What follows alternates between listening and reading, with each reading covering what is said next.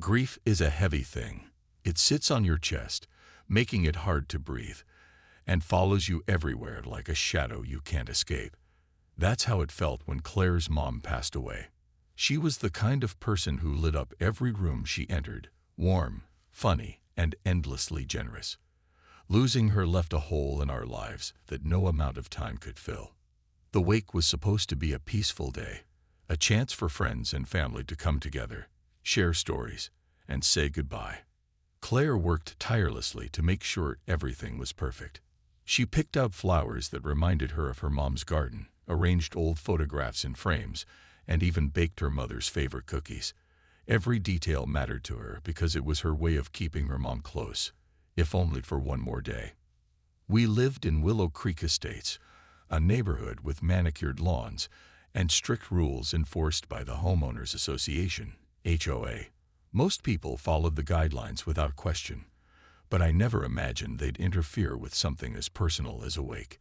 Then again, I didn't know Karen Thompson very well back then. Karen wasn't just any member of the HOA. She was its ringleader. Tall, perfectly dressed, and always carrying a clipboard, she ruled the neighborhood like it was her kingdom. Her name came up often in conversations, usually accompanied by eye rolls or muttered complaints. Neighbors whispered about how she fined people for minor infractions, like painting their front door the wrong shade of beige, or demanded changes to landscaping that cost thousands of dollars. But none of us ever thought she'd take things too far. Until she did.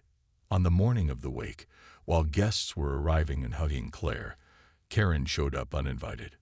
She walked across our lawn as if she owned the place, her heels clicking against the pavement. She wore oversized sunglasses pushed up onto her head, giving her an air of superiority that made my skin crawl. In her hands, she held a clipboard, which she waved around like it was some kind of weapon. Without so much as a glance at the mourners gathered in our driveway, Karen launched into a tirade about the tent we'd set up in the yard. Apparently, having extra seating for visitors violated the HOA's aesthetic standards. She said it looked tacky and insisted we take it down immediately. I couldn't believe what I was hearing. Here we were, trying to honor Claire's mom, and this woman was lecturing us about tents. I tried to stay calm, explaining that today wasn't the right time for this conversation. "Can't you see we're grieving?" I asked, gesturing to the crowd of somber faces around us. But Karen didn't care. She doubled down, saying the rules applied to everyone, no exceptions. When I refused to dismantle the tent, she pulled out her phone and called the police, claiming we were causing a disturbance. Within minutes, 2 officers arrived, looking as confused as we felt. What happened next still makes my stomach churn. The officers asked Claire to step outside, citing some vague trespassing charge Karen had concocted.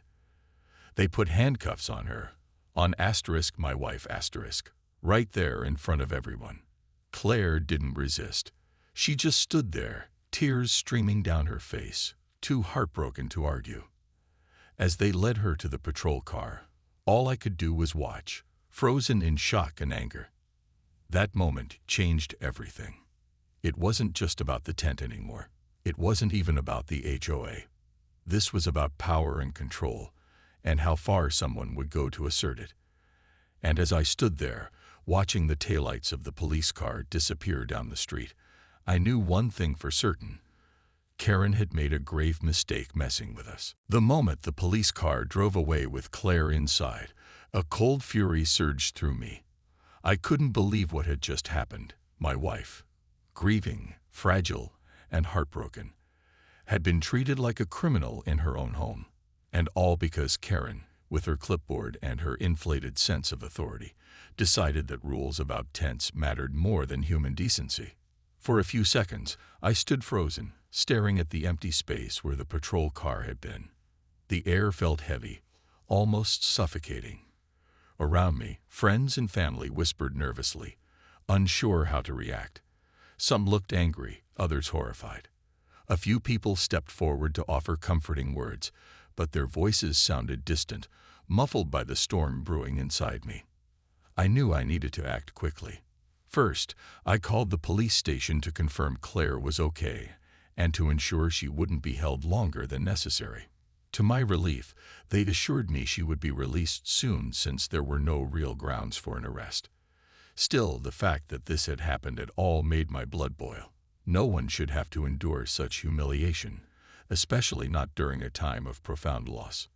Once I knew Claire was safe, I turned my attention back to the scene unfolding in front of me. Neighbors lingered awkwardly, unsure whether to leave or stay. Some quietly packed up chairs and trays of food, while others exchanged glances, clearly uncomfortable with what they'd witnessed. One elderly woman approached me, her hands trembling slightly as she clasped them together. "I'm so sorry," she said softly. "This is unbelievable." Her apology caught me off guard. It wasn't her fault after all. But as I thanked her, I noticed something in her expression, a mix of sadness and fear. It dawned on me then. Karen's behavior didn't just affect us. She intimidated everyone. People lived in constant dread of crossing her, afraid she'd retaliate with fines or threats. For years, they'd stayed silent, swallowing their resentment because speaking up seemed impossible. That realization ignited something in me. Yes, I was furious about what Karen had done to Claire. But this wasn't just about us anymore. This was about standing up to someone who wielded power recklessly, without regard for the harm she caused. And as much as I wanted to confront Karen right then and there, I knew acting out of pure anger wouldn't solve anything.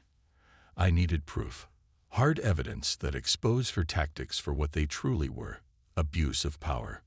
So I took a deep breath and focused on the task ahead. First, I reassured our guests that Claire was fine and urged them to continue honoring her mother's memory. Then, once things settled down, I retreated to my office and started digging. As the state attorney for this county, I had access to resources most people didn't. I began by reviewing HOA records, meeting minutes, financial reports, correspondence between board members and homeowners. What I found shocked even me. Karen wasn't just enforcing petty rules. She was using the HOA as a tool to control and exploit people. Dozens of complaints have been filed against her over the years, ranging from harassment to outright extortion. Yet nothing had ever come of them. Either the cases were dismissed due to lack of evidence, or homeowners simply gave up, too exhausted to fight back. One case stood out in particular. An elderly couple had been fined repeatedly for minor infractions, leaves blowing into the street, a mailbox painted the wrong color. Unable to keep up with the mounting fees, they eventually sold their home for far less than it was worth. Reading their story broke my heart. They weren't alone, either.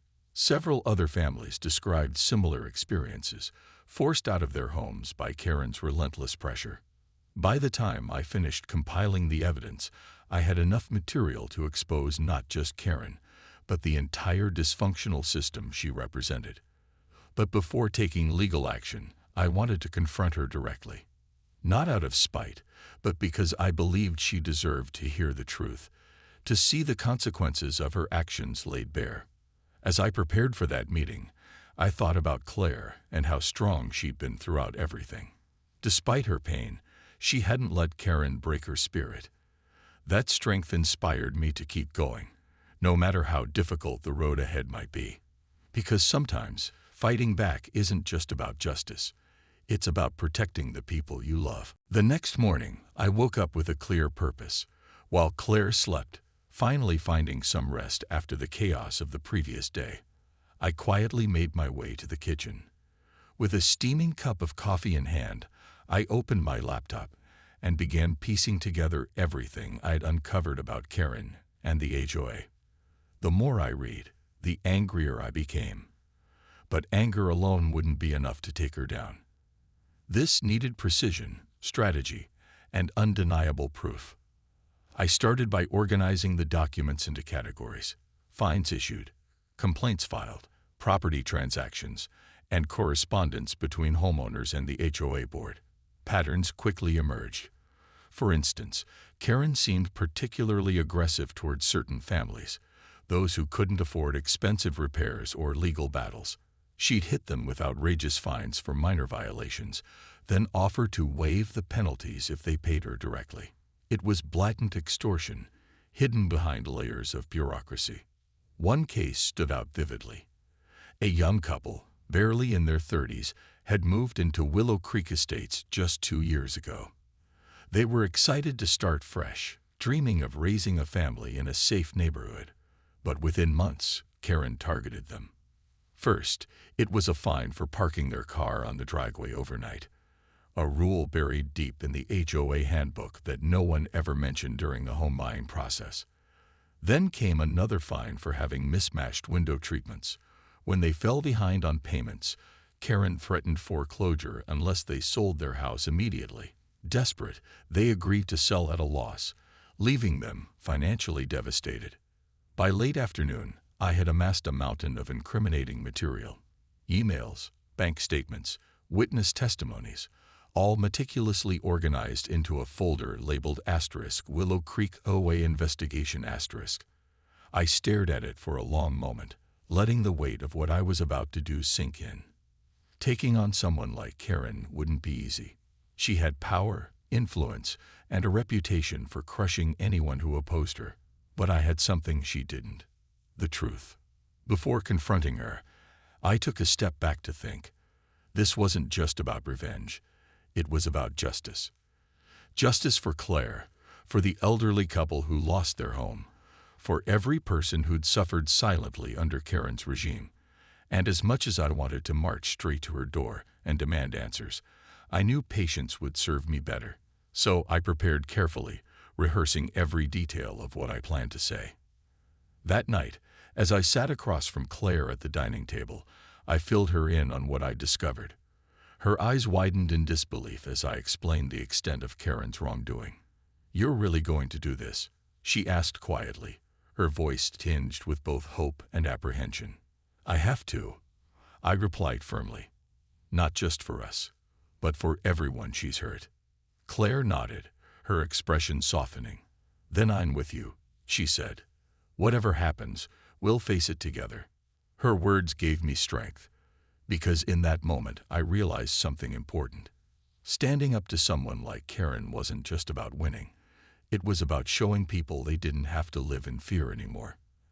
And sometimes, the bravest thing you can do is refuse to stay silent. As I scrolled through page after page of similar stories, I realized something chilling.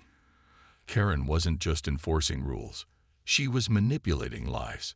Her actions weren't random. They were calculated. She preyed on vulnerability, exploiting people when they were least able to defend themselves. And worst of all, she did it with impunity, knowing most residents wouldn't dare challenge her. But there was more. Buried in old emails and financial reports, I found evidence suggesting Karen profited personally from her schemes. Contractors hired for mandatory repairs often gave kickbacks to the HOA board, kickbacks that conveniently ended up in Karen's bank account. Properties sold under suspicious circumstances sometimes reappeared later, listed under shell companies linked to her relatives.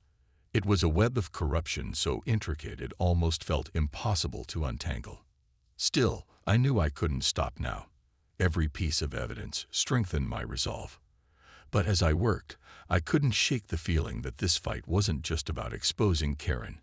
It was also about reclaiming our community. Over the years, fear had silenced too many voices. Neighbors avoided each other, not because they disliked one another, but because they feared retaliation. Friendships faded, replaced by a sense of isolation.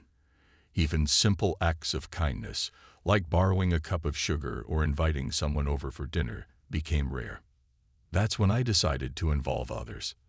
Not everyone, of course. Not yet. But I reached out to a few trusted neighbors who had witnessed Karen's tactics firsthand. Lisa, an elderly woman who lived 3 doors down, eagerly shared her story. She told me how Karen once fined her $500 for planting yellow daisies in her garden, a color deemed non-compliant.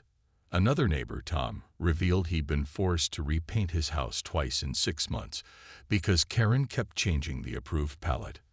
Their stories added depth to the growing file of evidence against her. The next morning, I walked into the HOA office with a folder tucked under my arm.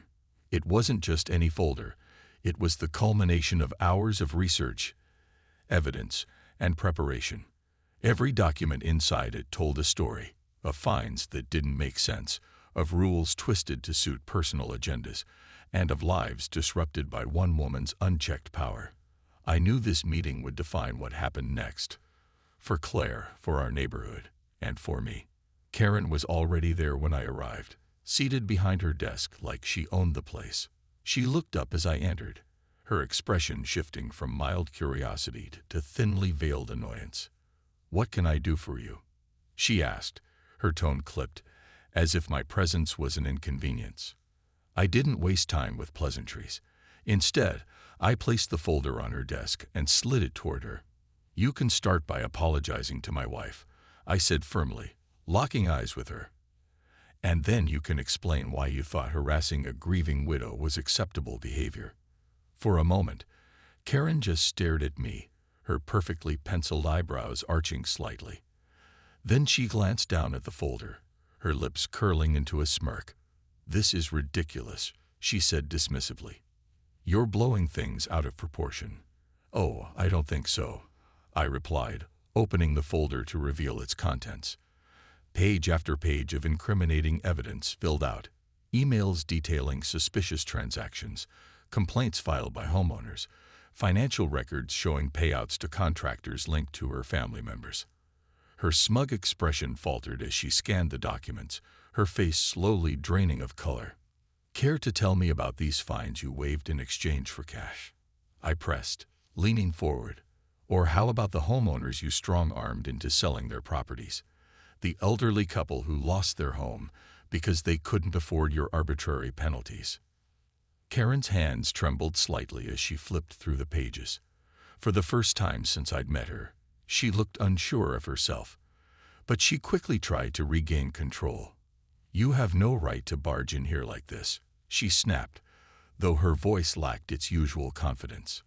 "These are private matters between the HOA and its members." "I have every right," I shot back, my voice steady but sharp. "In fact, I've already filed formal complaints with the State Attorney General's office and the Real Estate Commission. Your little reign of terror ends today." Her jaw tightened, and for a second, I thought she might try to deny everything. Instead, she leaned back in her chair, crossing her arms defensively. "Even if half of this is true, and I'm not admitting anything, you won't win," she said, her tone dripping with false bravado. "People around here respect authority. They'll side with me." I smiled, not out of amusement, but because her words confirmed exactly what I suspected. Karen believed her power was untouchable. She thought fear would protect her. What she failed to understand was that fear only lasts so long before it turns into anger and action. "Respect authority," I echoed, letting my smile fade. "That's rich coming from someone who abuses it. You've spent years intimidating people, making them afraid to speak up. But guess what? They're talking now. And trust me, their voices will be heard loud and clear." Karen's composure cracked further. She opened her mouth to respond, but no words came out. Instead, she grabbed the folder and began flipping through it again, her movements frantic. I could see the realization dawning on her, that the walls she'd built around herself were crumbling. Before leaving, I leaned in one last time.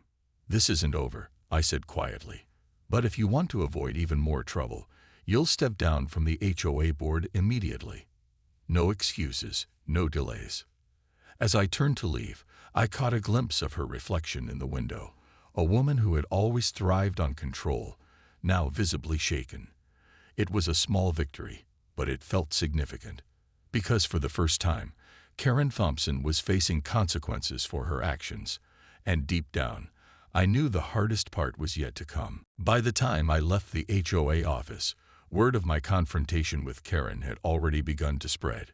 Willow Creek Estates might have been a quiet neighborhood, but secrets rarely stayed buried for long. Within hours, whispers turned into conversations, and soon enough, neighbors were knocking on our door, not to offer condolences this time, but to share their own stories of frustration and fear. Lisa, the elderly woman who lived down the street, was one of the first to visit. She carried a plate of cookies, though it was clear her real reason for coming was to talk. "I've been waiting years for someone to stand up to her," she admitted, her voice trembling with a mix of relief and disbelief. "When I heard what you did, I couldn't believe it. Thank you." Others followed suit. Tom, the man who'd been forced to repaint his house twice, stopped by later that evening. He brought paperwork detailing every interaction he'd ever had with Karen. Emails, letters, receipts, all meticulously organized. "I kept these in case I ever needed proof," he explained. "But I never thought I'd actually use them." Even people I barely knew came forward, eager to contribute. A young couple recounted how Karen fined them for leaving their trash cans out past 8 a.m., despite having nowhere else to store them during work hours. Another neighbor described how Karen threatened legal action when they planted a tree in their backyard.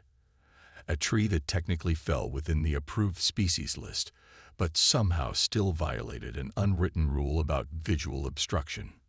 Each story added fuel to the fire I'd started. But more importantly, each story reminded me why this fight mattered. It wasn't just about Claire or me anymore. It was about giving a voice to everyone Karen had silenced.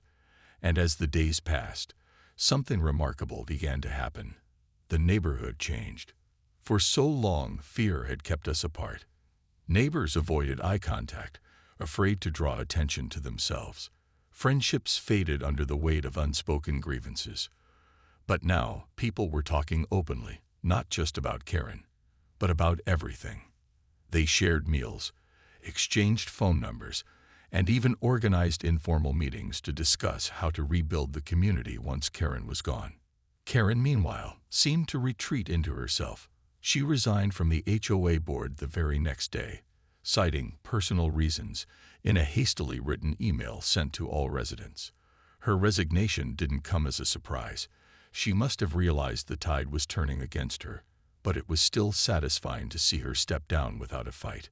The clipboard-wielding tyrant, who once ruled our streets with an iron fist, was now little more than a shadow lurking behind closed doors.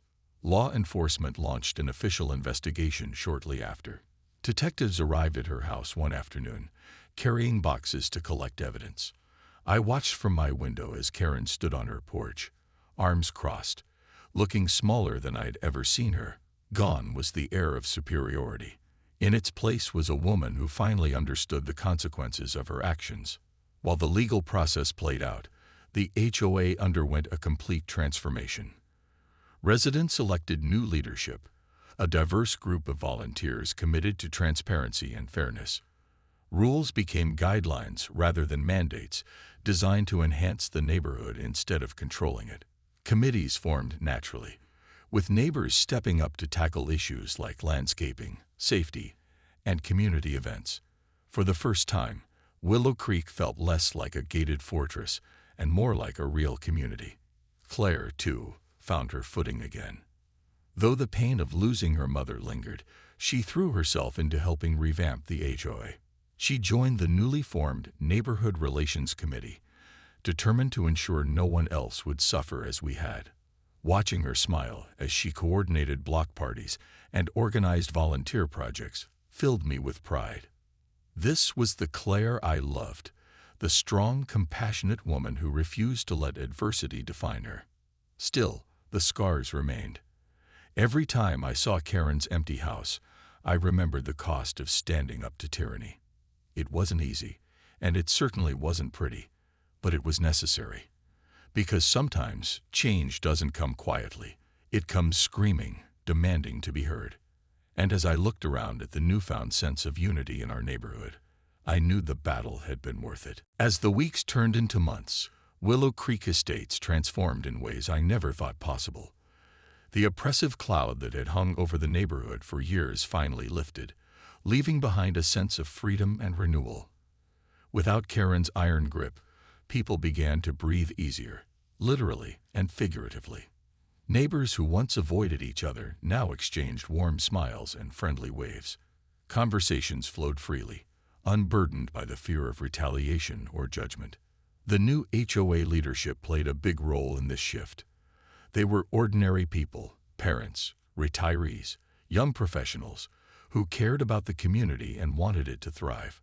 Unlike Karen, they didn't see their role as enforcers but as facilitators. Meetings became open forums where everyone's voice mattered. Decisions weren't made behind closed doors. They were discussed openly, with input from all residents. It was a refreshing change, one that reminded us what a true neighborhood should feel like. One of the first things the new board did was overhaul the rulebook. Gone were the absurd restrictions on paint colors, mailbox designs, and holiday decorations.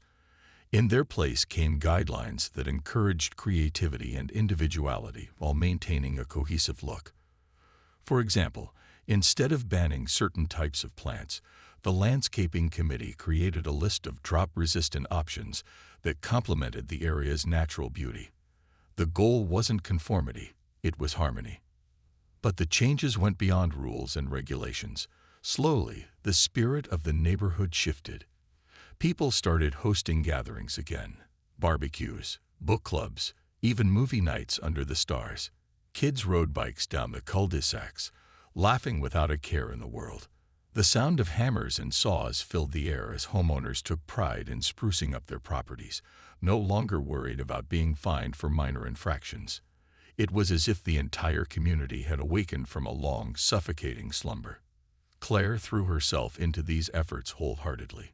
She helped organize a monthly potluck dinner series, where neighbors brought dishes that reflected their heritage and shared stories about their families.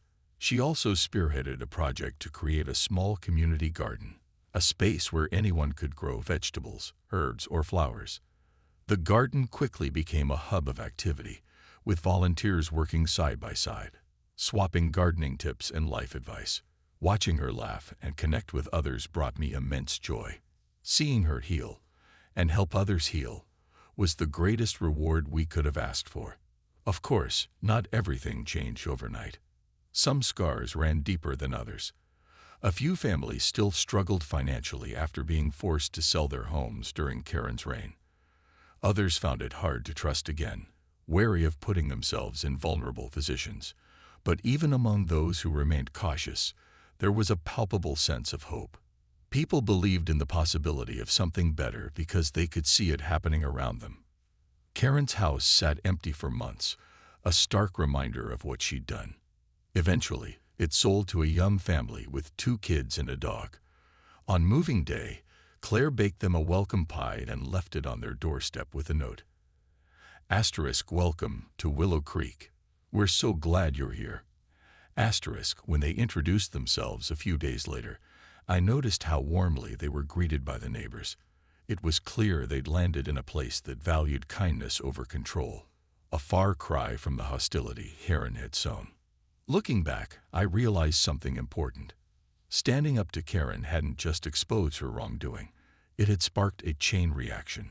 Her abuse of power had forced us to confront uncomfortable truths about ourselves and our community. But in doing so, it had also revealed our strength, resilience, and capacity for growth. We learned that unity isn't about sameness. It's about embracing differences and finding common ground.